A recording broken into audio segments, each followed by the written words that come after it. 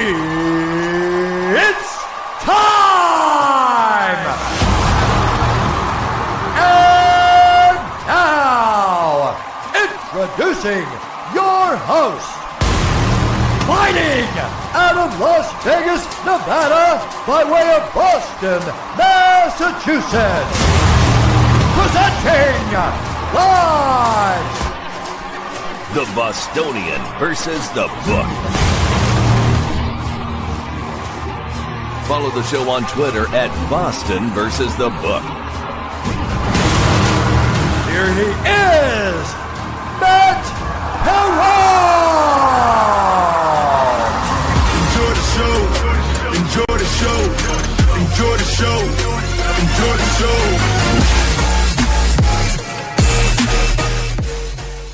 It's Rashid Shaheed with the steam. Shaheed breaks through. Still going. A flag flies. Shaheed's going to take it all the way. Let's see if it stands. A four-man rush. May stands in, throws a long ball deep down the right side for Keyshawn Booty. Reaches out with the right hand, pulls it in. Touchdown! Patriots! A diving grab by Booty. In the gun is the quarterback, Caleb Williams. Looks into the nickel. Arms outstretched. 4th down and 4. 14 of the Rams. Shotgun snap. Goes back 4. Four-man rush. He's chased. He's flushed. He's all the way back to the 40. He's backpedaling and throws a pass into the end zone. Caught! Touchdown! Touchdown! Chicago has caught a touchdown pass with Cole Kmet open in the corner. If you hadn't seen it, you would not believe it. They pick it up, and they go deep down the field, and the pass is caught. No, it's McMillan has the football. How about that? Jaquan McMillan ends up in a wrestling match with the football. It just looked like Cooks might be able to make the play like he did a week ago.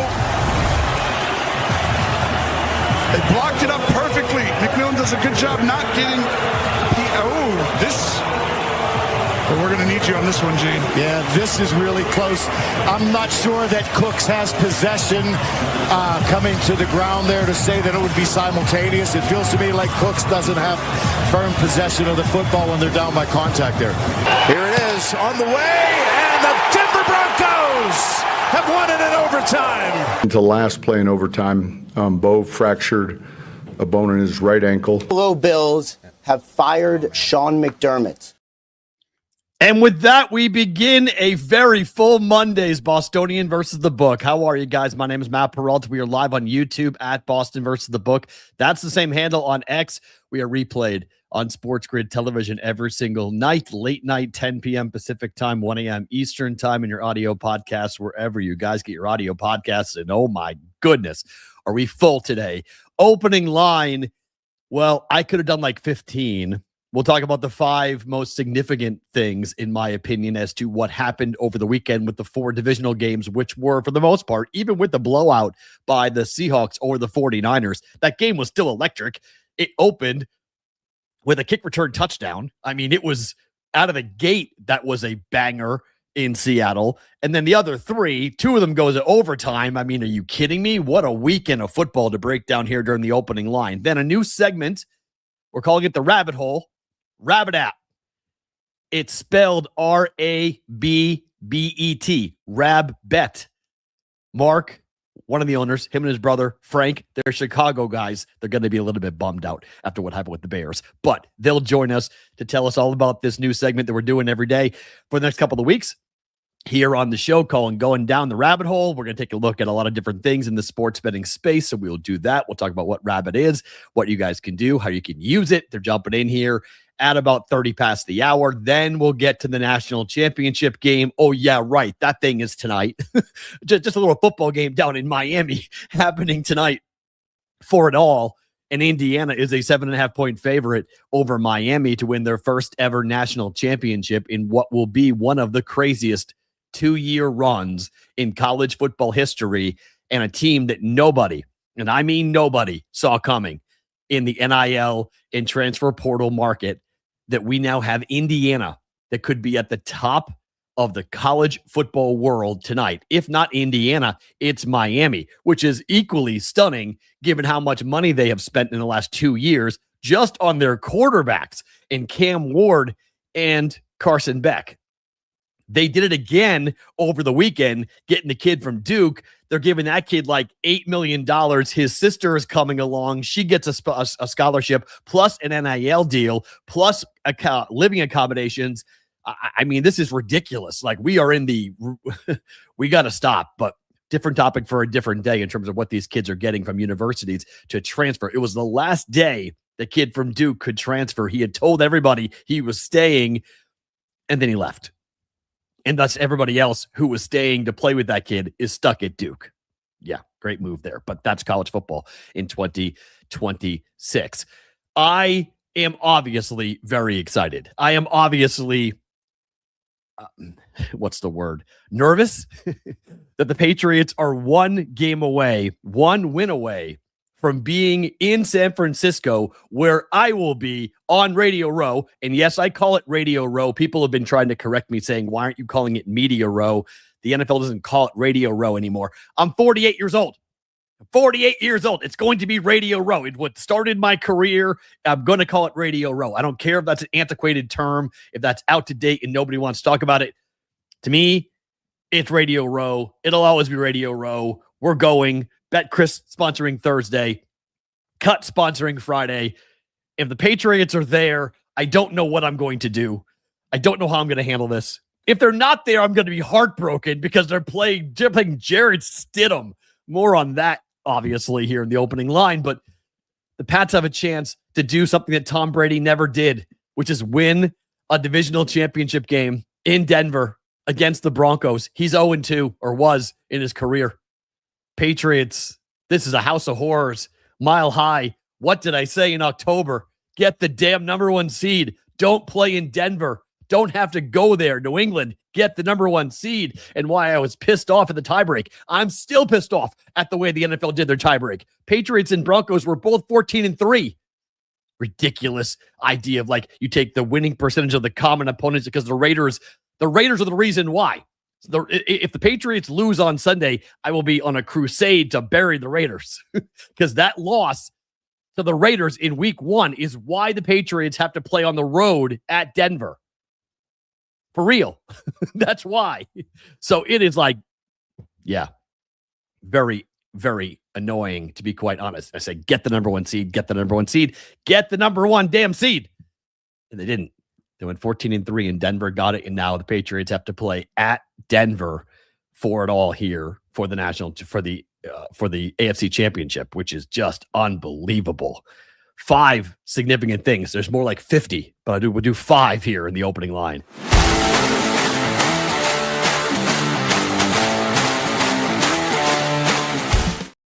All right, opening line, 5 biggest takeaways from this weekend, and there were significant, but it is always fun when you can rain on the parade of the media and you can point out just the ridiculousness. And we saw this, and I talked about this all weekend. I talked about it right when we got off the air. I was eating lunch. It's Friday afternoon, looking up. They're doing their picks.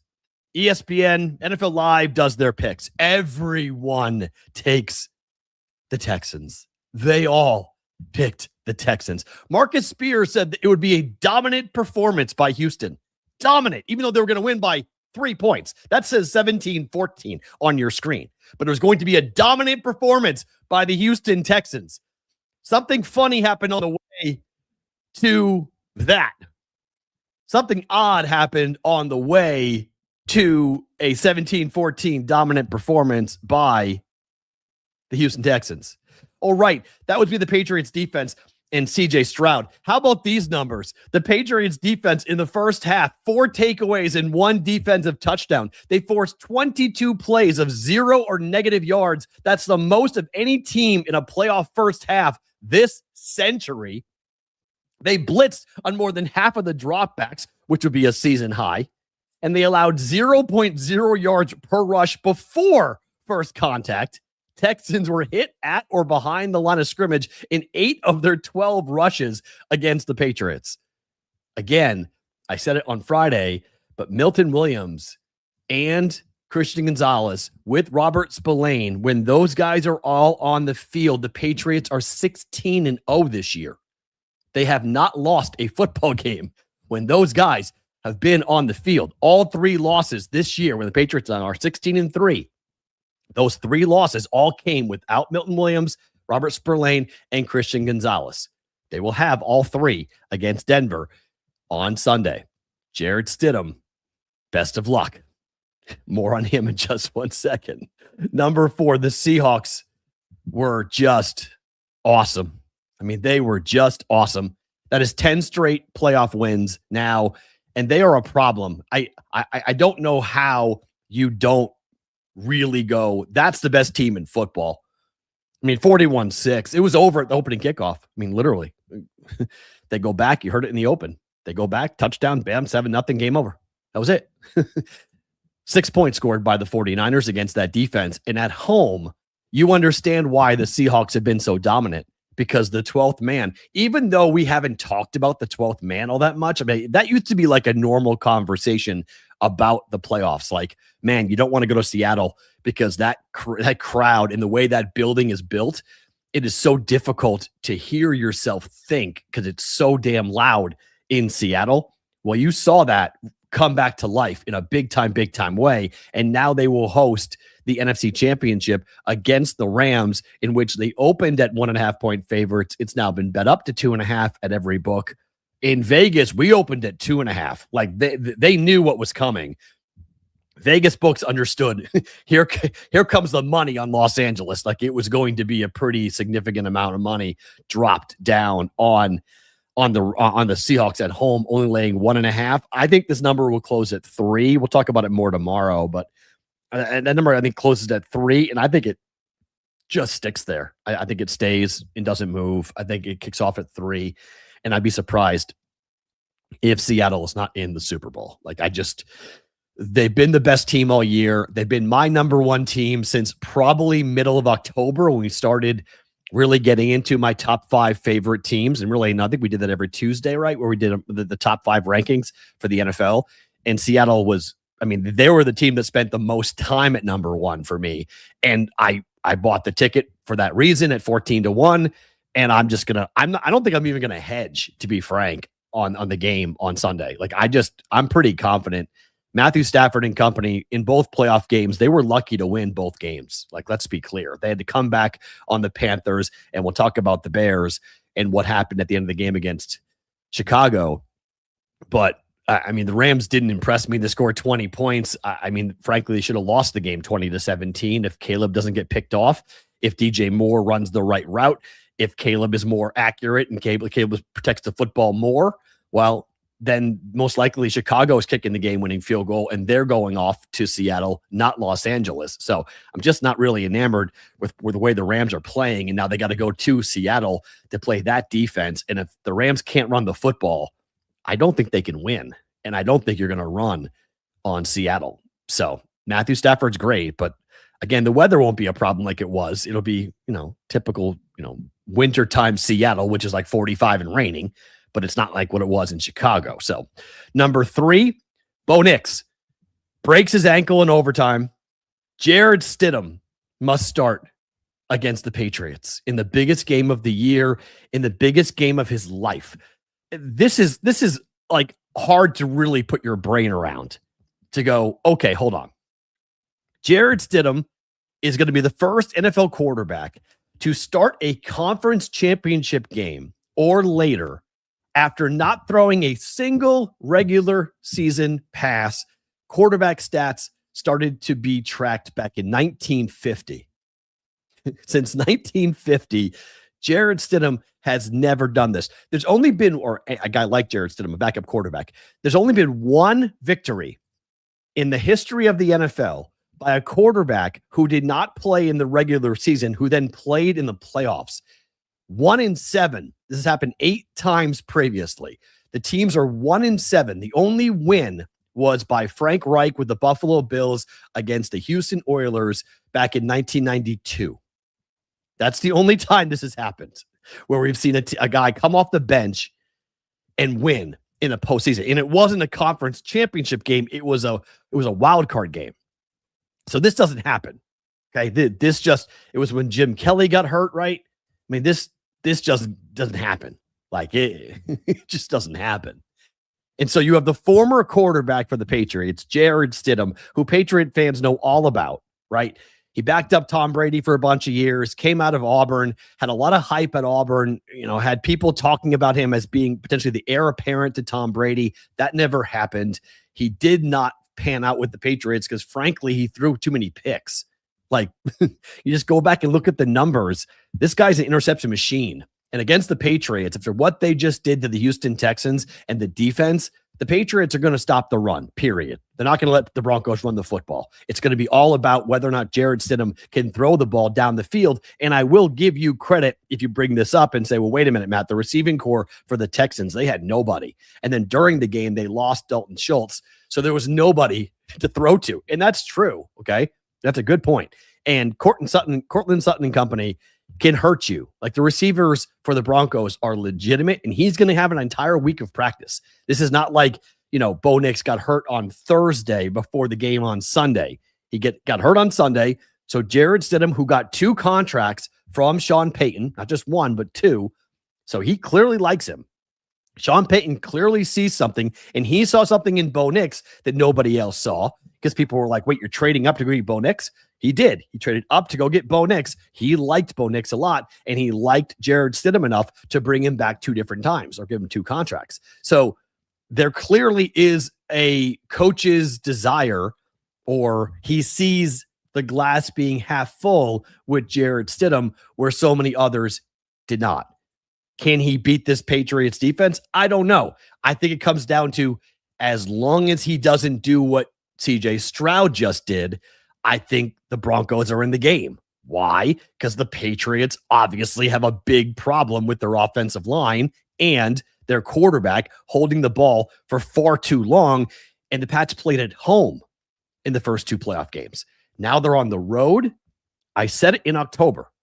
I said it in October. The Patriots would lose to Denver in the AFC Championship game if they did not have home field. And I have a hard time going back on that. Okay. I have a hard time going back on it, on that prediction. I made it back in October. It's why I wanted the 1 seed. If the Patriots were at home, the Patriots would be going to San Francisco. The Patriots going on the road to the House of Horrors. I'm 48 years old. I remember everything about that place. I hate playing at Denver. Hate it. Patriots can't win there. They have never won a big football game in Denver. Now you could say it's Peyton Manning and John Elway. You can say, you can talk about all what it is. Okay. That's fine. Okay. The quarterbacks that normally made Patriot lives difficult are in the Hall of Fame. Jared Stidham's not going to the Hall of Fame. So that's a big difference. But this is going to be very difficult for the Patriots. Number 2, Caleb Williams has got to learn how to do the little things. He's an amazing talent. Like there's no debate that Caleb Williams is an incredible talent. But he doesn't do the simple things that need to be accomplished for your team to win games. In the second half, Sean McVay was awful yesterday. Like Sean McVay was coaching to lose. He was coaching his team out of the playoffs. I don't know if he was cold and his brain was frozen or what, but there was just like decision after decision that you scratched your head as to like, what are you doing? Why are you doing this? Why? Just for instance, go to the 2-minute warning, okay? Why wouldn't you throw the football there? At the end of regulation, you have the 2-minute warning. It's 2:07 to go, okay? You can throw the football because if you do not complete it, the 2-minute warning is sitting right there, okay? So you're going to go and run up. As long as a play takes 7 seconds to be accomplished, you have a chance to pick up the first down and not give the football back to the Bears. Like, what are you doing running the ball there? It doesn't make any sense. It's like everyone at home is going like, well, you're going to throw the ball here. Even the broadcasters, like, you're going to throw the ball here because you have the 2-minute warning so you can go after it. There's no harm to throwing the football. Instead, he runs the ball. They go to the 2-minute warning. They don't get it. They punt the ball back. The Bears have a timeout and the football at the 50-yard line. Like, are you serious? And, okay, it took one of the best throws you will ever see in the history of the playoffs, and that is the Caleb Williams experience. because a guy who cannot throw a simple 4-yard out route to get a first down when it's 3rd and 4 in the red zone and you must get a first down, instead you wind up getting yourself into a 4th and 4 situation and he throws the ball over the middle and you don't convert on 4th down and you turn the ball over, where a first down keeps the drive going. You have 2 downs to get 4 yards to keep the drive going. Caleb can't do that, can't complete, and the play calling doesn't help either by Ben Johnson. And so you end up giving the ball back to the Rams, which set that whole thing up where you have to go down there and have a miracle where he runs 20 yards backwards and throws the ball 50 yards in the air to Cole Kmet in the back of the end zone, which is still going to be the play everybody remembers from that football game. Like, nobody's going to remember that the Rams won that game. Unless the Rams win the Super Bowl, which they could. But unless the Rams win it all, no one's going to remember the Rams winning in Chicago. They're going to remember the play by Caleb Williams because that play was unbelievable. But as a Bear, if you're a Bears fan, I think you have to be so frustrated because you know you've got a talent. You know you have a special talent. But the quarterback and head coach combination, I don't like. I don't like Ben Johnson. I don't like Ben Johnson with Caleb Williams. There needs to be a yin and a yang thing here going on. Ben Johnson is far too much of a gambler for my liking when he has a quarterback who likes to gamble. This is like 2 addicted gamblers going to the casino. Like, bad things are going to happen. Like, you're just going to wind up doing dumb things and having crazy plays happen because you're both like, oh, yeah, let's do that. Oh, yeah, let's do that. Like, no, you should just do the simple thing. Do the thing you need to do to just accomplish what needs to be done in the prudent, more conservative way. And so that's my fear with Ben Johnson going forward. Like, going forward, how many times did he miss on 4th down? Like, how many times did they not get it on 4th down in a playoff game? Like, I know I'm old, okay? I know I'm 48 years old. I do understand that I come from a different era where football coaches actually were conservative in the playoffs and understood that your life is on the line and you can't be going for it on 4th down over and over and over again. And if the worst thing you do is punt, just punt, stop giving the ball up on 4th down. And that is what really happens when you're looking at this team. You're going, I don't know if this is a good match. I don't know if Ben Johnson's riverboat style with Caleb Williams' inability to be accurate with the football. I mean, go through the most famous throws of the year, right? The interception against Green Bay. Like, these are where accuracy comes into play, and the windows get tighter and tighter in the postseason. And the footwork is awful. Caleb's footwork is awful. You just watch it. He throws like he's playing like Little League baseball somewhere in Williamsport. Like, he's all out of whack. His elbow is all too low. His feet are pointed in the wrong direction. His shoulder, like, he's the anti-Tom Brady. Like, Brady should pay Tom Brady to go and work with him on just mechanics, because Caleb's mechanics are so bad. And I get it. The awful mechanics allows him to do the jump man passes that he's done, that he did in the first game of the playoffs, where he's running to his left and he jumps up and he throws the ball, Derek Jeter style. Like, that stuff works. He's able to pull off the miracle play. But I think most Bears fans would give a win and take a win over the miracle. Miracles are fun. Amazing plays are great. But it just doesn't work when you get into the playoffs. And that, to me, look, I know everybody in Chicago is ripping DJ Moore. And I can't tell you it's wrong to rip DJ Moore for the fact that he did not run that route well. I've watched 2 very in-depth, one by Chase Daniels, who does a lot of film study work now on social media, the former Missouri Tiger chief quarterback.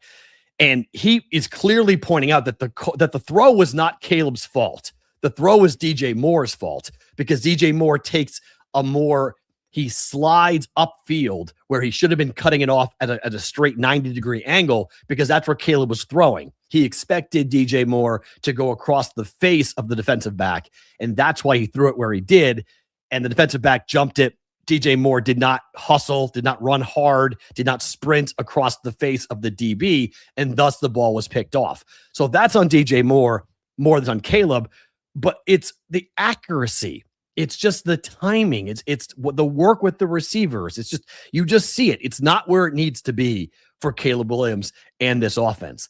And so now you go to the offseason, you had a great year.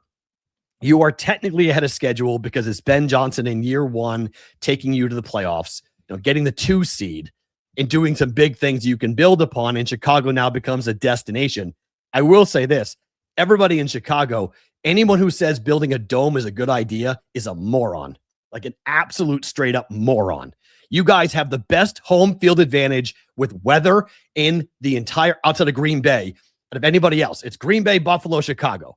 Buffalo made it right. Buffalo built a building, opens next year, open air, right? You cover the fans, but the game itself is open air, exposed to the elements. Green Bay, they're not touching what's going on at Lambeau Field. That's a treasure. Chicago, I'm not coming to Chicago for a Super Bowl, okay? I don't need to go there. I'd rather go and watch a freezing cold game in February than watch you guys give that up. Don't do that. Don't make a huge mistake by giving up what that atmosphere was. That is what you want. That's football. That's real football. Dome stadiums are for people that want gimmicks, okay? Indianapolis and Detroit, that's fine. Give them that's their gimmick. New Orleans, that's their gimmick. I'm fine with it. Everyone wanting to build a dome is so stupid, but Chicago, no, don't do that. I don't care where you build it. That's for you guys locally. You're fighting over the land, and I get it. The mayor versus the people who own the land. And I've talked to friends in Chicago, this whole inside school thing that goes on with the Bears and versus City Hall versus the state versus the county. I get it. Okay. But the actual thing that you're building, don't build a dome. Come on. Don't build a dome. That's a really bad idea. And then number one, we're going to argue what is and what is not a catch for ever. I think this is maybe the biggest problem for the NFL. Did Brandon Cooks catch that football? Okay, let me just say how I see it. And I don't like the Broncos. I don't like the Bills. I don't care which team. The whole building could have collapsed and everyone fall down into an abyss for all I care. I don't like either team, okay? So I'm not saying this with any bias. I'm not saying this with any, malice. But the ball was moving. Like, the ball was moving. and I know everyone is saying, I've never seen a play like that. Richard Sherman today, his tweet's going viral saying, I've never seen a play like that. That play's always been ruled for the offense. Every time I saw that play like that, it's always been ruled for the offense. That's a catch and down by contact. I thought, and yes, he's a Bronco, okay, but I thought that there's been, Shannon Sharp said it on Saturday night. You have to survive the ground. The thing that no one's talking about that play is that Brandon Cooks didn't survive the ground. And this is where every Patriots fan, going back to the Patriots call, in which it was an interception. Now, there was pass interference called against the Patriots anyway, so that call didn't matter. But it was a pick by Christian Gonzalez on Brandon Cooks in a very similar play where you have to survive the ground. So if you have possession, okay, you catch the ball, your knee goes down, you're then touched, you must survive the ground. And the ball clearly comes loose. He did not survive the ground. Thus, the ball is loose after he didn't survive the ground. The ball is loose, and thus it turns into an interception. That is such a nuanced argument right now. And you want to talk about what the number one sports argument in the world is right now is, again, is it or is it not a catch? It was not a catch to me. It was an interception. And again, I don't care who won the game, but I would rather the Bills win the game because the Bills would have gone to New England. The Pats would have been hosting the AFC Championship game if Buffalo won. But that play call, that referee call had and has had some pretty significant fallout from it. First, I do think that Sean McDermott knew he was going to get fired after that game because he went to the podium and he was, unlike Sean McDermott, he went after the referees, and I thought his point was pretty accurate. They did go pretty quick. There wasn't a long and drawn-out replay, and after the game, the ruling from, or the statement from the NFL was basically that they were trying to keep the game moving, that they knew what the call was. They had replayed it multiple times. Nobody was going to change. The ruling on the field was an interception. There was not any evidence to overrule it. Thus, let's play. That didn't sit well with many people in Buffalo. Sean McDermott, Josh Allen. I mean, and I think they have a fair point to make. That's the biggest call of the game. That's the biggest call of the season. And the NFL did go pretty quick. Like, we've seen them draw out a lot of calls over time. We've seen them draw it out, and they didn't draw it out. And the result was this. Sean McDermott fired this morning by the Buffalo Bills. The Bills are the first team in the history of the league to lose by 3 points or fewer in the playoffs in 3 straight years, all under Sean McDermott. By 3 to the Broncos, 3 to the Chiefs, 3 to the Chiefs. And Josh Allen continues to have a career that is snake bitten in the postseason. Josh Allen has 8 wins in the playoffs and no appearances in the Super Bowl. Nobody else has more than 5, to give you an idea of how tough of a career Josh Allen is having. Do you know the longest tenured head coach in the AFC East? That would be Mike Vrabel in his first year. The Dolphins don't have a coach. The Bills don't have a coach. The Jets have a first-year coach who they will fire next year in Aaron Glenn. To say the Patriots are now owning the AFC East again, it feels like 2010 all over again. I mean, just look at what has happened. Look at the way things are unfolding here. The Patriots are in the AFC Championship game. The Broncos have played 3 AFC Championship games in the last 20 years. 3. Their opponent has been the same team every time in the Patriots. That's crazy. The Patriots or the Chiefs have played in the AFC Championship game, one or the other or both, since 2011. That's amazing. Like, I am very curious to see as we get to the weekend, and we'll spend more time breaking down the games tomorrow.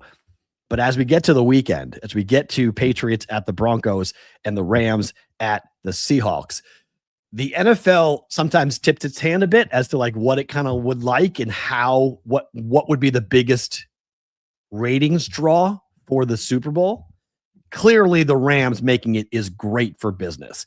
That is Los Angeles. But the Patriots have history with both the Seahawks and the Rams.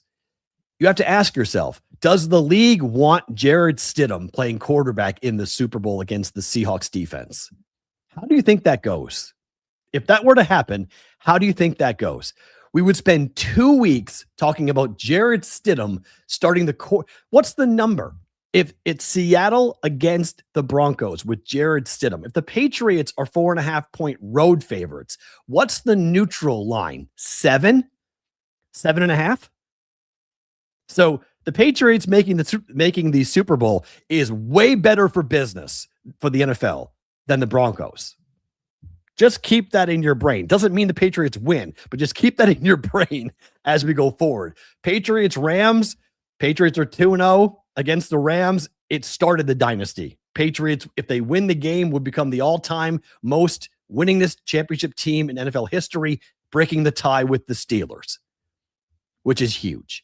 Or they play the Seahawks, in which you have the memory of Malcolm Butler and what happened at the end of the game. There are 2 extremely famous Super Bowls involving the Patriots. 28-3 against the Falcons probably comes in number 1, but number 2 right behind is the Malcolm Butler pick of Russell Wilson, in which Pete Carroll forgot about beast mode.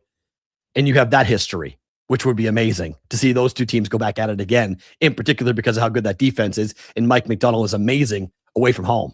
Like, that guy, if that game was being played in the Eastern time zone, it would be Seahawks, a dump in for me with the Seahawks against the Patriots. I probably still would bet the Seahawks against the Patriots if that is the matchup. But if it's Rams Patriots, Rams are favored probably by 3.5. If it's Seahawks Patriots, Seahawks probably favored by 4.5, 5, somewhere in that range. But Broncos Seahawks or Broncos Rams, it's probably a touchdown. So, like, in terms of business-wise, and this is the biggest event of the year, just saying, business-wise, it's way better for the Patriots to be in the Super Bowl for the NFL. Let's start a new segment. We're going to do this each and every day for the next couple of weeks. We're going to jump down the rabbit hole, being brought to you by Rabbet App.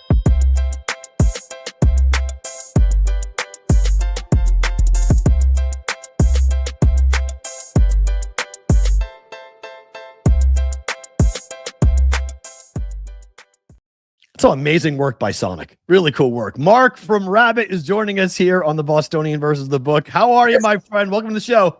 Hey, I was doing better before the Bears game started last night. I was listening to that segment for about the past half hour. I couldn't argue anything that you said there, but it would have been a much better morning if we were victorious. It feels somehow colder out than it already is here in Chicago. So, as a Bears fan, where do you land this morning? Are you good with the fact that your team had an amazing run? You were the 2 seed and you beat the Packers, you knocked out your rival, or are you waking up angry today because your team lost in overtime? You know, you have to look back and be happy with the season. It's been 14, 15 years since we had a playoff win. So there's a couple of things we can hang our hat on and say, at least it was fun. We had a couple more weekends out at the bars or a couple more bets we get to place week to week. So we're happy for what we got. And I don't know. I'm definitely angry is maybe not the right word. Disappointed for sure. Like parents, I'm not mad. I'm disappointed. But I think it just leaves the team a little bit hungrier for next year. We'll figure out some of the coaching nuances that you were just saying between Ben Johnson and Caleb. But I think it leaves them with a fire in their belly. At least we know we can conquer Green Bay. We at least got over that hump. And the rest of it is we beat ourselves. So we'll get there. I think that's probably a good way of approaching it. Do you care who wins the Super Bowl? Do you have after your team gets knocked out, do you cheer for the team that beats you? Or is there something that you look at and go, you know what, screw the whole NFC. I want somebody else to win.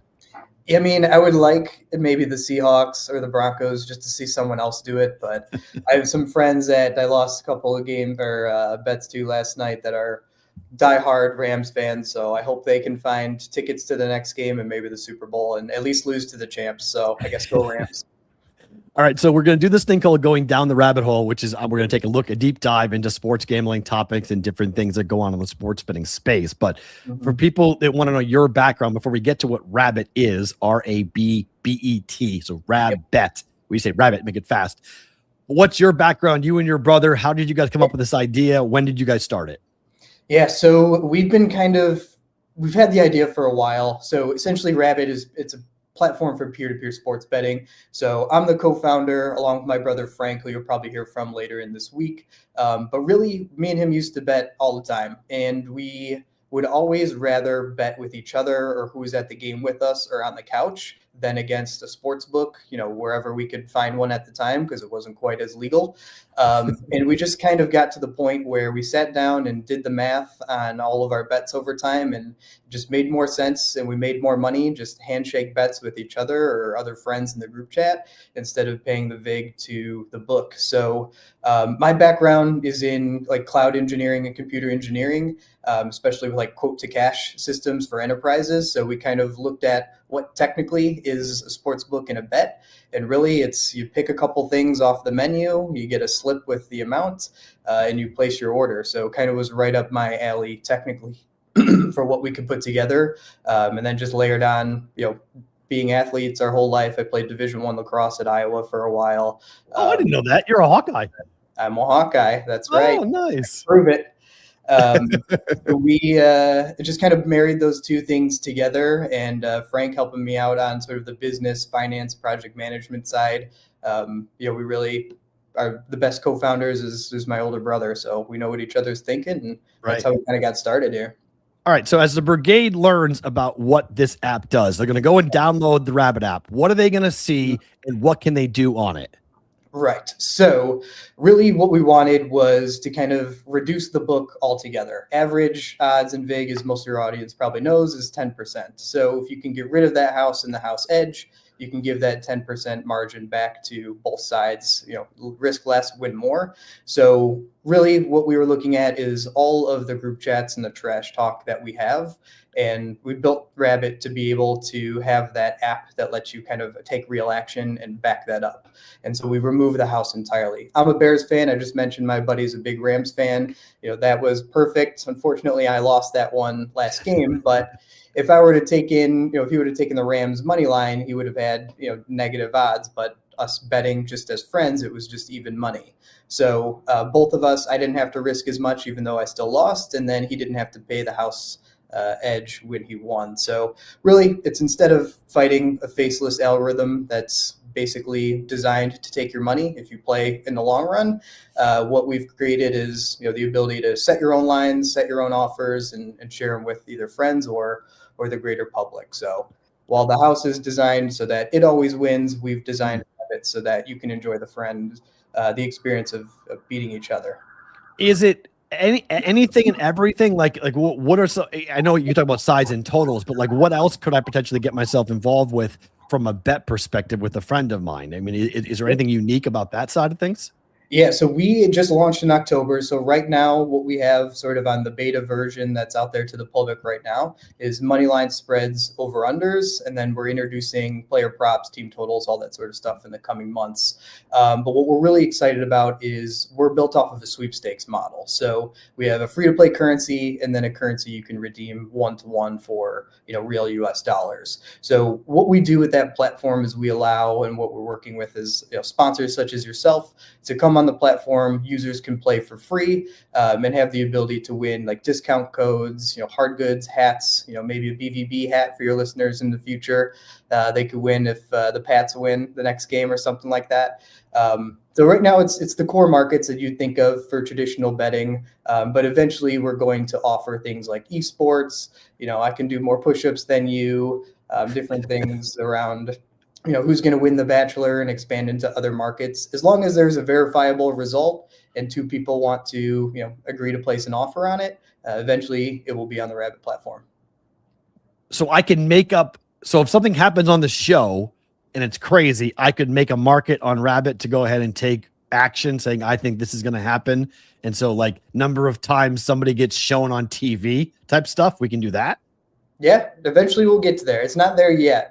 Right now, we're just focusing on the core of traditional sports markets. So again, against the spread, over under, stuff like that. But where we're getting big to very quickly is kind of what you just said, and expanding this peer-to-peer framework to be kind of anything under the sun, as long as we can verify it. So Josie Myers is asking a question I think some people are going to ask. What states are you guys available in? How can people find out which states they can use you guys in? Yeah, it's all on our website right now, rabbetgaming.com. You'll see the full list. But we're in 40 plus US states, again, just US based right now. We're working with a couple of partners to do an international rollout. But that is after we kind of work out the kinks here with what's going live and our beta currently available. So tell me a bit about the promotion HQ side of things too, because this is something that we spent a lot of time talking about, which I think it's a pretty unique angle. I know there's a lot of peer-to-peer sites that are out there, but you guys are taking a different approach to it. Yeah, so really this came about, me and Frank were at a ball game and it was a Sox-Yankees game, and we were just like, wouldn't it be cool if Aaron Judge hits a home run and everyone in this section wins a Doritos Locos taco or something like that, or something from the concession stand. So we kind of took that and went back to our developers and ran with this idea of getting brands and sponsors on the platform for a free-to-play way. For them, it's free marketing, essentially a different way for them to engage with their fans kind of across channel. And for us, we leverage them tweeting out, hey, it's something on the platform on Rabbet, come join this giveaway. So all free to play. What you can imagine would be like, okay, Patriots Broncos tonight, McDonald's is the example here. If the Patriots win, everybody that joins that giveaway to root for the Patriots would get a discount code or a QR code to then go to McDonald's and claim whatever it is, free large fries, something like that. Now, if you lose and the Broncos win, no harm, no foul. It's free to play, but you wouldn't get the giveaway. So you still have to, the bet has to come in and you have to hit. But it's just a unique angle to allow, different brands or folks like yourself from BVB to interact with your fans in sort of a unique space that we haven't seen anyone really doing out there. So let me just, you have my brain going now. So I'm curious. So let's just say that I put up a number of if the Patriots win by 10 or more points against the Broncos this weekend, anybody that goes ahead and lays that with me at Rabbet would win a BVB hat. I could do that. Yeah, exactly. So it would be BVB sponsored. You would set the line, and essentially everyone is rooting along with you. So if that line comes in and hits, everyone that clicked to join that giveaway, before the cutoff date, which is normally just kickoff time, if it hits, we'd mail everybody a BVB hat. It's that easy. Very cool. All right. Is that live now, or is that still in the works to come down the line? So it's live right now. We don't have any sponsors for January. We're building kind of our catalog of the next few months of what sponsors are going to be live. So some of them will be local, just here in Chicago. Some mom and pop shots, wings places, different bars that are local. And then other are some national spots where you'll be able to go into a chain, maybe the ones I've mentioned, maybe not. Right. And go in and use the redemption code or go on the website and add a promo code at checkout like you would with any other code that you've used. What do you hope new users experience when they go today, when they're first hearing about your app and they go to download it? What do you hope that they experience? What do you hope that they have from a using experience in the next couple of days? Really an aha moment that it doesn't have to be as complicated as some of the other apps are out there are making it. We've built this so that you can place an offer and understand how to tweak the odds or tweak the lines in less than 30 seconds. In 4 or 5 button taps, you are your own sports book and you are your own odds maker. So we've kind of counter positioned the app where, your traditional sportsbook apps out there have a lot of buttons and a lot of live, numbers updating in your face all the time. So we've boiled it down to a few handful of buttons and just what you need to know on screen. So I think a lot of people should, or hopefully will realize, and if not, leave us the feedback that it doesn't have to be this big sort of, you have to understand odds and the math and positive, negative EVs in order to just enjoy a friendly bet with one of your friends on a game. And so the charity angle as well is really an interesting twist, that it goes along the same lines as a sponsor, where like one side you win something, but you guys also have a charity angle that's available for folks that want to do something fun that could raise money for a local charity, right? Yes, absolutely. So thanks for bringing that up. So we call them sponsored offers. So essentially, I just mentioned this example of root with McDonald's and you can win, free fries or something like that. Those would be all free to play, just win a giveaway. But the sponsored angle, it would be, some denomination. You'd see it on the screen, whether you put up $10, $15, whatever it is. And we always like to use Matthew McConaughey as the examples because he's a very outspoken Texas Longhorns. So the idea would be he has a foundation, the Just Keep Living Foundation, that helps inner city kids in Austin, around Texas. But the idea would be, let's take Red River Rivalry, Oklahoma, Texas as the example. He would obviously want Texas to win. You would want Oklahoma. So if you put up that $10, $15 entry, say Texas wins, that money or all the pooled money that was involved would go towards his foundation or his charity, obviously, because he has enough from all of his movies and adventures. And then if Oklahoma or you as the user would win, it'd be something similar. So a discount code maybe to Oklahoma's team site, a certain % off to go purchase a jersey, hat, something else, or some other type of giveaway. We can mail you an Oklahoma t-shirt, whatever the prize would be. But it would be something equivalent, or more towards whatever your entry price would be. All right, very cool. Rabbet, the app is legal in states like Texas, California, Florida. It is not legal in 4 different states, including the state that I live in, which is kind of a bummer. But Idaho, Michigan, Montana, Nevada, but pretty much everybody else in the country is available now to go and download and use Rabbet. We're going down the rabbit hole each and every day for the next couple of weeks here on BVB. Mark, thank you for joining us on the way out. What do you want? Anything you want to say on the way out? Anything you want to make sure people know? I was just looking at the markets for the Indiana championship game tonight. So, I always check DraftKings and FanDuel to see how we're comparing up. So users offers versus what's out there. You can get Indiana at -125 for money line or -325 money line on DraftKings and FanDuel. But I just checked a moment ago on Rabbit, and we have a user offering even money for $25. So you can pay 325% VIG, or Rabbit has it for even money. And I think that's the value case right there. You're going to find lines and odds. So this would be for Indiana to win. So they want, so if you like Miami to win the national championship, is that what you mean? Or just go ahead and they like Miami to win? They like Miami to win. So if you like Indiana and you want to bet it at, DraftKings is what I compared it to a second ago. They had money line for Indiana at -325. And we have a user right now, a live offer where you can get Indiana. So you're still taking Indiana money line for even money. How about that? All right. There you go, guys. The chat's impressed by it. They're already going out there. They're going to go download it and go take that guy's offer. We have a lot of Hoosiers. We got a lot of Hoosiers that are pretty excited about the game tonight. I think that their team's going to walk to a championship. I tend to agree with them. Mark, thank you for the time. This is awesome. Thank you for the combination of the BVB and this and the rabbit hole are going to be a lot of fun over the next couple of weeks. Looking forward to catching up down the line. All right. Yeah, of course. Me too. Thanks, man. That is Mark from Rabbet joining us here on BVB on what will be a fun segment. You guys, Sonic outdid himself. He really did outdid him with the intro for this segment. It's going to be super fun. So there's all the little Easter eggs, not to be the pun, but there's Easter eggs all in that thing. So it's very cool. So check it out whenever we play it every morning here. All right, let's get to making some bets and picks and plays, including the national championship game for tonight.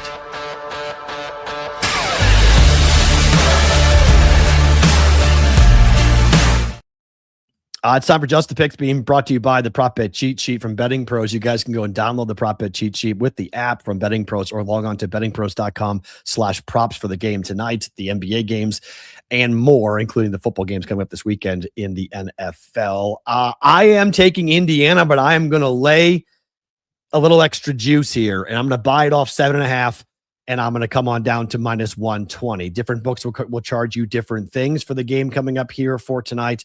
At BetCris Arizona, they have got the 7.5 point number at -104 for Indiana. So I'm going to buy that down to -120 and take the 7 just in case, because I don't want to lose on the hook or get a backdoor touchdown late by Miami, because I do think this game is going to be lower scoring. I don't think that Miami can score on Indiana. I have faded Carson Beck, and frankly, I have faded both of these teams, and I've been dead wrong on both of them. I bet against them numerous times on the way to the national championship game. So I'm not going to sit here and bang my chest and say, I told you Indiana is going to be here, or I told you Miami was so good. Miami was the last team to get in to this tournament. They were the 10 seed, the last at large. They got in over Notre Dame, and boy, have they taken advantage of it. I do think it's a big deal that Miami's playing in Miami, just not for the game in terms of the crowd itself. I think it's going to be a pretty split and or an Indiana crowd. Indiana's got a lot of people. They got 800,000 people and billionaires like Mark Cuban. This is not going to be a home game for Miami. I know they're playing at Hard Rock Stadium in Miami, but there's not going to be a home game for Indiana, or sorry, for Miami per se, because there's going to be a lot of Hoosier fans that are going to be there. So I like Indiana to win the game. I like Indiana to cover 7. And I don't think Miami scores. And so I think the other bet you make is the under at 47.5. And I just think Miami's offense against this defense, I don't think Indiana is going to allow Miami to run the ball.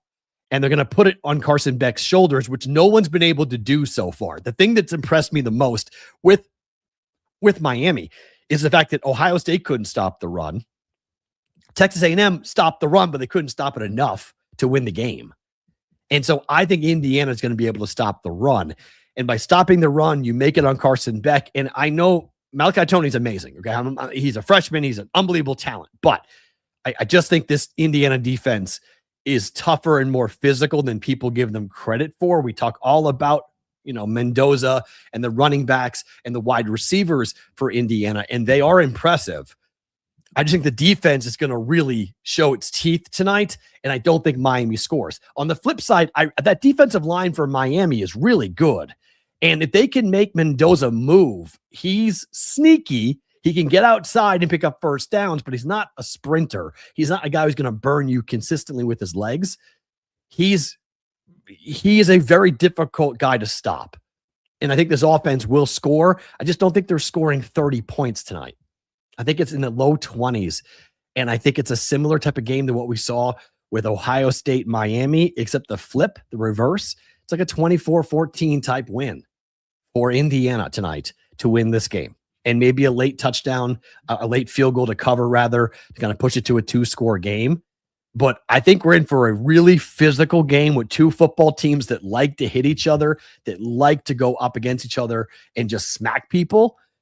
Mario Cristobal's got a bunch of dudes, Like, he's got a bunch of dudes who are just gonna hit each other tonight. But I like the under 47.5, and I like Indiana to go ahead and cover the 7 points. Now, there is one NBA game tonight that I'm going to be paying close attention to.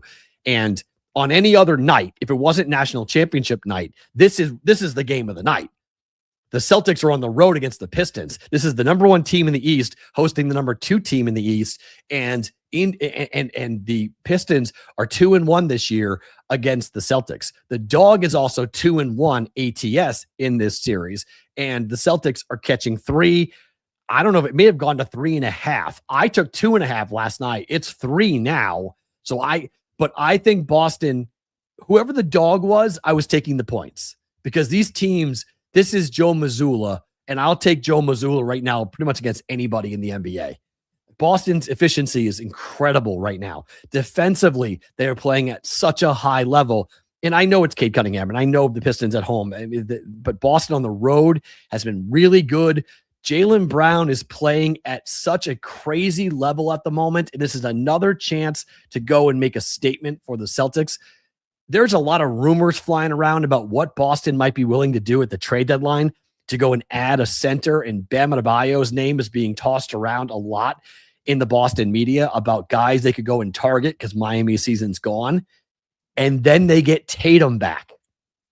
And Tatum's clock is ticking. Like, you can see it. He wants to play. He's showing up at the games. He was caught mouthing, "I'm ready," after the last game. Jaylen Brown scored 41 points in the last game against the Hawks. He scored 50 last week in a game for the Celtics. Derek White is doing Derek White things, and they're going to add Tatum, and they're going to add potentially some other center at the trade deadline for the Celtics. I haven't bought it yet, but I am very close to buying Boston to win the championship. I'm very close to taking the Celtics. And I know OKC, you can talk about Oklahoma City as to where they are, and Josie Myers, I had that with you going ahead and taking a look at it. That record is see you later. Like, the Warriors are safe. OKC is not catching the Warriors. Okay. That record is bye-bye. Okay. It kind of stinks. Luka Garza has been not just a great addition. He's been a stunning addition to this offense. Stunning. How many times is Caitlin Clark going to tweet out Luka Garza stats? How about that? That's been incredible. A friend of mine in Iowa, when the Celtics signed Luka Garza, wrote me this whole long text and was like, "How sick are you that Luka Garza is on your team?" Because I beat the living crap out of him as a college player. I couldn't stand Luka Garza as a college player. I thought he was a one-trick pony. I thought he was going to bust out in the NBA. I thought he was going to be not a good player at all. And give the kid a ton of credit because he did the Anthony Tolliver. I know you guys don't know who that is. Anthony Tolliver was a player from Missouri who went to Creighton under Dana Altman. And in the freshman year, Anthony Tolliver could not hit a layup. He was a lengthy guard. He was a guy who was like a 6'8" wing player that was a problem because he could dribble. He had a handle and he could rebound both as a guard and as a small forward. Anthony Tolliver saw the way the NBA was going. And Anthony Tolliver then went into the gym and shot thousands and thousands of shots, became one of the best spot up, standstill corner 3 guys in the NBA, and had over a decade of a career in the NBA shooting threes.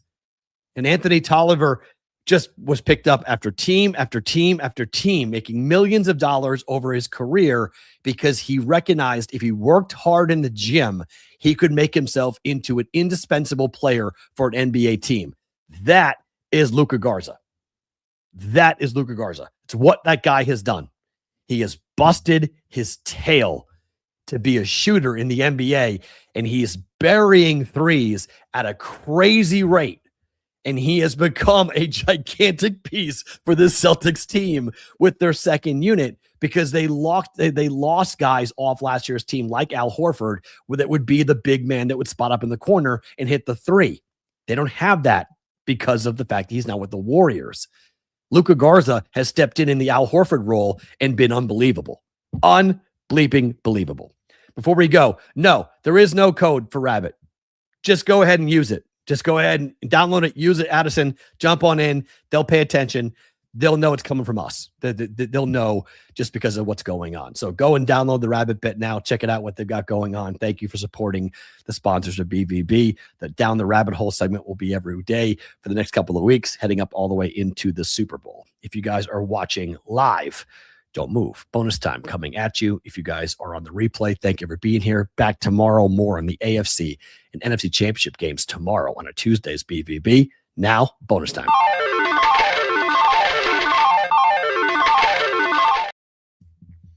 Oh, no. The Indiana money line offer is expired. Uh-oh. Well, I'll connect with Mark and Frank and see what's going on with that and see if that person has pulled their offer. Maybe you guys buried it too much, because if it's only one person, right?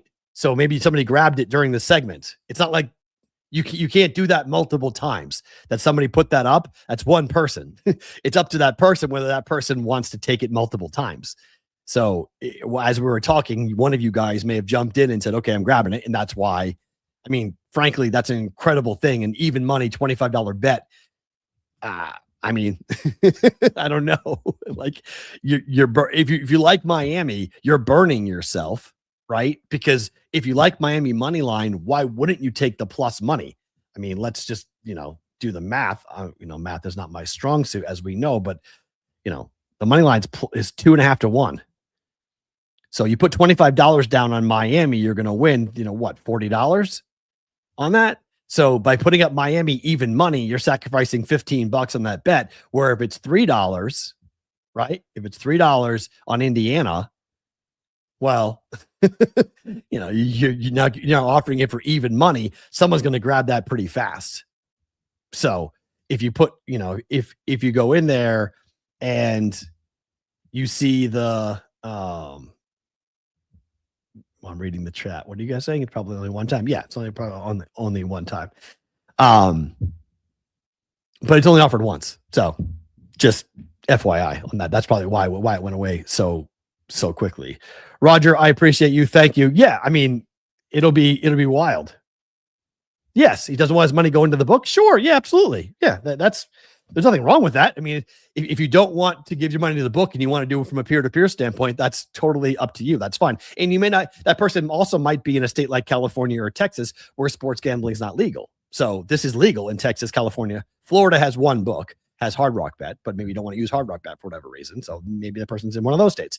So that's the benefit if you are in one of those larger population states, and or if you're somebody who doesn't want to, if you're in Illinois, like the guys are in Chicago, they have the tax in the city for bets, those $10 bets minimums. So maybe you don't want to pay that. So there's all sorts of reasons.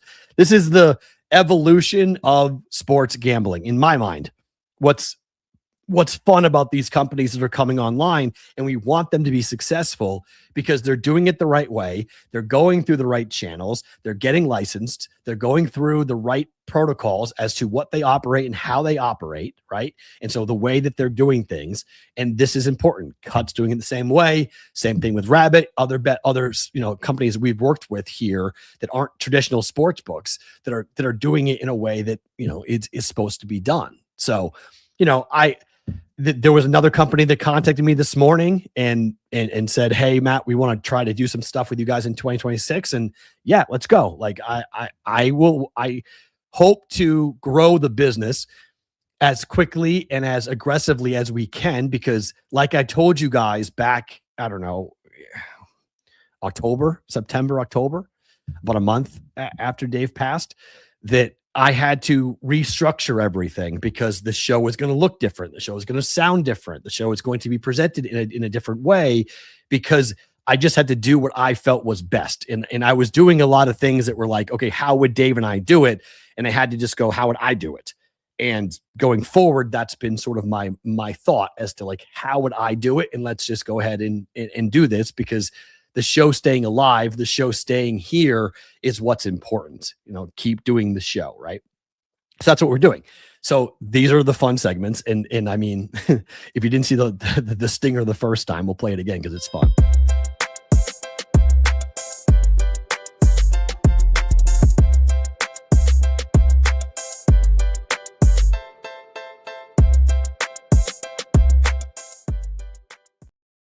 I mean, how good is Sonic? That is so cool. That's really unique. And he's getting really creative with this stuff because Sonic does all the stuff for the show. Like he does all the stingers for the show. So the intro, I did the audio for the intro. Sonic did all the video for the intro. So that's a different look, right? The show is different. It looks different. It feels different. And that's because of just what we have to do. And there's more things coming in 26 that will be different, that will be unique. And, we'll do some similar things, but there will be some divergence, some differences from what 25 to 26 will look like. And not because I wanted to do it, but because we're kind of forced into doing it. So I can tell you something, and we'll make this announcement coming up here at the Super Bowl, but I can tell you that, there is no more questions about the show's future, that BVB is 100% going to be part of your day for at least the next 12 months and most likely longer than that. But we have, and it's a deal we're going to announce here in the next couple of weeks, again at the Super Bowl, but the show is funded. The show is going to happen. The show is growing. The store is, was one of our first pieces to have the store getting the show fully funded. The show has been fully funded for the year. The show is 100% going to happen. We are good. There's no questions. There's BVB is not going anywhere. Now we get to look at where we're going in terms of platform distribution and how the show is going. I am 100% committed to growing the YouTube channel in 2026. If you ask me what my goal is, what are my plans? I want that YouTube channel to grow. I want to turn that thing into something big. Yes, more hats, 100%. The store, we're going to start to do more at the store. Again, our first little nuance is the BVB Super Bowl hat that if you guys haven't seen it, I'll put it up on the screen tomorrow. I forgot to do that, so we'll do that tomorrow. But we have a Super Bowl hat that I'm going to be wearing on Radio Row in San Francisco, thanks to our friend Corbin, who has designed it. So it's currently up there. So now we've got the store. That's up. We did it. Secondly, was to get the show funded for the entire year. The show is funded for the entire year. So we're good there. Next step is moving on to the YouTube channel and trying to grow the YouTube channel and adding more content and doing more fun things and really making that a hub for the brigade and having it be a more vibrant, not just this show, right? So I think the way, if you want to talk about, and sorry to go on a rant, but like, if you want to talk about what BVB on YouTube has been over the last couple of, since really we started it, it was simply a distribution platform, right? It wasn't a content channel. It was a distribution platform. Well, now I have to recalibrate it and go, okay, it's more than just a distribution channel. Now it's about what else can we do to combine the Discord channel, combine the YouTube channel, to give you guys a chance to be a part of something and be around it for a long time and giving you more content than just one thing. We're not bringing back the Peralt Vault. Well, that's an old school reference right there. If you guys remember that, that was a podcast I did for Yahoo Sports Radio / Sports Grid, Sports Map Radio / all the different names of that network that I worked for 7 years. We did a podcast called the Peralt Vault. But, those types of things, right? And maybe, I don't know. Well, hold on. Maybe it's not that crazy. Maybe we do need, but like that, those types of things, right? Using the channel to give more content and to do more things on that YouTube channel than what we are doing. And so that, how it looks, the way it looks, I have never spent a single dollar on marketing on this show in its history. That will change in 2026. Okay. We are going to do targeted marketing. We are going to look to grow the show in different ways. The BVB After Dark is 100% going to happen. That is 100% going to happen. The BVB After Dark, when, where, how, I don't know. But at some point, that's going to happen.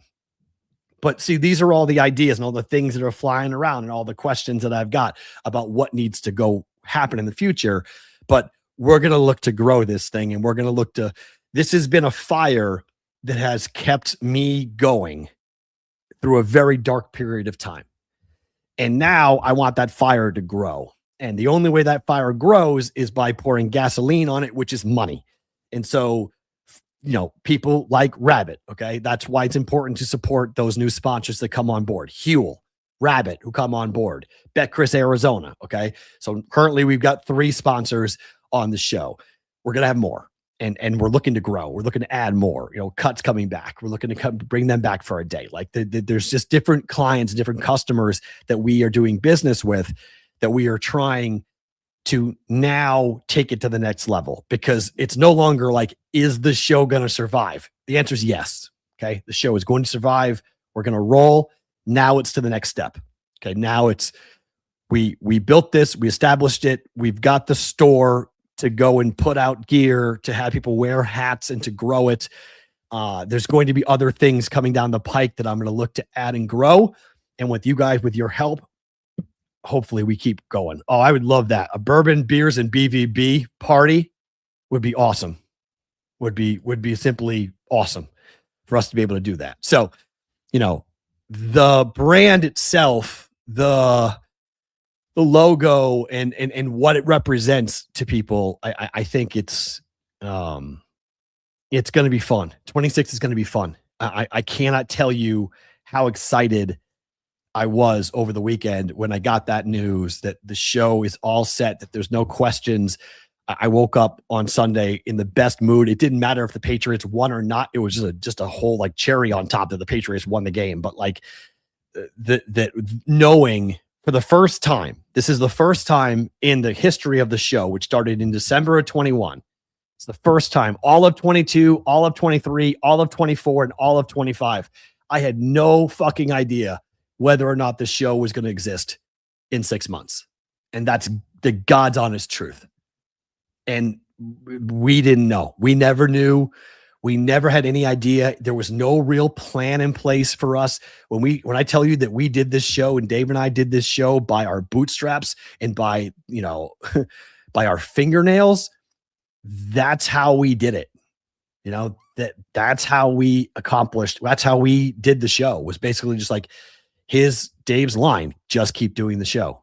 Just keep doing the show. That's how we got through all of that uncertainty where other shows would have folded, because we have numerous friends that just said, screw it. It's not worth it. It's too hard. It's too the unknown. I got divorced. Okay. If I had a partner that was not financially sound and doing her own thing, who would then come in and say, Matt, you can't do this anymore. You need to go get a real job, right? You're doing your betting pro stuff. This BBB thing, it's, Dave's now gone. You need to, that didn't happen. Okay. That didn't happen. And because that didn't happen, and because the universe works in crazy ways, here we are. By far my favorite thing about today.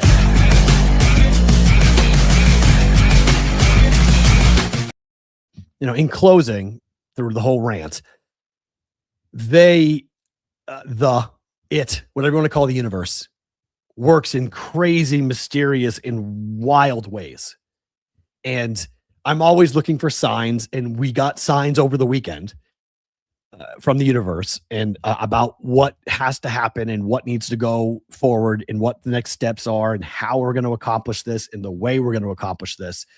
I am so excited about the future. And there's Frank from Rabbet. There you go. Appreciate that. He wants to know feedback, things you want to see, looking to build here. It's early. So if you guys want to hop in, if you haven't done that, and yeah, you should thank Amanda, of course. Yes. What she has done for me, you guys have no idea. I mean, I'll tell you guys a quick story because I think it's telling, and I think you guys will appreciate it, for those of you who knew Dave. And so some of you guys saw it on New Year's, if you were following me on social. I think I put it on Instagram and Twitter. But it was Madeline and Brooks, Amanda's son, and me, the 4 of us, on New Year's Eve, and we're in New Hampshire, and we're counting down. It's almost midnight, and the kids. Madeline ended up staying up past midnight, but Brooks needed to go to sleep. So we did like a fake countdown, right? To like, I think it was 10 o'clock that we counted it down to say Happy New Year. And so we do this fake countdown. We light sparklers, to celebrate. The kids are running around, and I had an extra sparkler, and I put the sparkler on a chair that had some snow on it, and I put it down and I lit it. And I took a step back, and I was playing whatever the song that ever gets played on New Year's Eve. I can't pronounce it. Whatever that song is, On Laud, whatever the hell it's called. And I hadn't cried over Dave dying in a while, and I taped it, and then I went inside, and like I haven't cried that hard in probably like I don't know how long. I lost it. I lost it in such a wild, crazy way. Everything just like the end of the year, I just lost like all of that weight. Yes, thank you. That's the name of that song. I just lost it. I literally collapsed in Amanda's arms. Like she turned around and she just saw my face. She's like, "Whoa, are you okay?" And I was like, "No." And she's like, "What is it?" And I said, "Dave." And I just like literally for like 2 minutes, I was crying so hard that Madeline had to leave the room. Like she hadn't seen her father cry that hard ever. You know how kids are when they see their parents get upset, they can't handle it. Like Madeline, like beelined out of the room. She was like, "I can't handle that." And I woke up the next day and I kind of felt like I was leaving that pain and that grief in 2025, that I was going to leave that moment, whether it be Dave or not, whether you believe in those types of things. But I tend to feel like that was the okay. Like that was from Dave. And that was the moment of, you can leave me in 25. Like that you don't have to carry that weight. You don't have to carry the guilt. You don't have to carry this heaviness into 2026. Leave it there. And that has been liberating for me in a lot of ways. It's enabled me to do this show without having that guilt attached to it. And I don't know why that moment was it was a simple sparkler with a song playing on New Year's Eve, but it hadn't been 26 yet. It was still 25. And so being able to, get myself on it. I'm not singing that song. That's not, you don't want me to sing that song. I can't sing anyway. It's in what language is that in? It's in a different language. I can't even sing that song, but keep doing the show. Favorite thing about today, we are going to keep doing the show. We're not going anywhere. We're going to be here for a very, very long time. And so thank you guys. You're the reason why we keep doing it. You're the reason why I get to keep doing it. Thanks to Rabbet. Check out them. Go download the Rabbet app and then tell them your thoughts and whatever you like and don't like coming up here. It's also Fitzy's birthday, by the way. So happy birthday to Fitzy, because, well, GFY will always be Fitzy's thing, and the Patriots to the Texans, GFY. Happy birthday to Fitzy on this. More on the AFC and NFC Championship games coming at you tomorrow for a Tuesday's Beef.